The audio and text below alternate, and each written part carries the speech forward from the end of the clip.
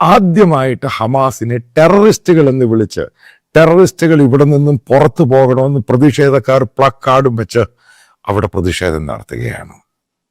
കാരണം അവർക്കും മടുത്തു. മനസ്സിലാക്കുകയും നോയമ്പ് സമയത്താണ് ഇതുണ്ടായിരിക്കുന്നത്. കാരണം അവിടെ ആഹാരമില്ല, മരുന്നില്ല, വെള്ളമില്ല, എല്ലാം കുറച്ച്. കാരണം ഇസ്രായേൽ ബ്ലോക്ക് ചെയ്തേക്കും. കഴിഞ്ഞ 17 മാസമായിട്ട് ഹമാസ് മുഖാന്തരം ആ ഗാസ സ്ട്രിപ്പിനകത്ത് ഇവർക്ക് അവിടെ കഴിയാൻ വയ്യ. കാരണം യാതൊരു നിവർത്തിയില്ല. കുഞ്ഞുങ്ങൾക്ക് പാലില്ല, മെഡിസിൻ ഇല്ല, ഒന്നുമില്ല. അവർ പറയുന്നത് അവർക്ക് എങ്ങനെങ്കിലും ക്രോസ് ചെയ്യണം ഈജിപ്തിലോട്ട്. അതിന് ഹമാസ് സമ്മതിക്കുന്നുമില്ല.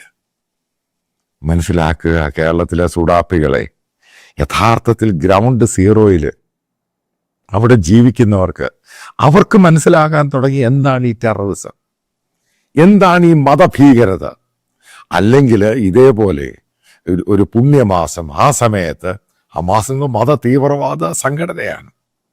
അവർക്കെതിരെ അവർ നേരത്തെ ഭരിച്ചുകൊണ്ടിരുന്ന ജനങ്ങൾ, അതായത് ഹമാസ് അഡ്മിനിസ്ട്രേഷനായിരുന്നു അവിടെ ഉണ്ടായിരുന്നത്, അവരൊരുമിച്ച് വളരെയധികം പേര് പല ഭാഗത്തും ഹമാസിനെതിരെ പ്രകടനം നടത്തുന്നു. കാരണം ജീവിക്കാൻ വേറെ വഴിയൊന്നുമില്ല.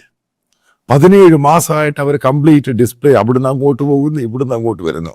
ആകെ വന്ന് വീഴുന്ന ബോംബുകൾ മാത്രം.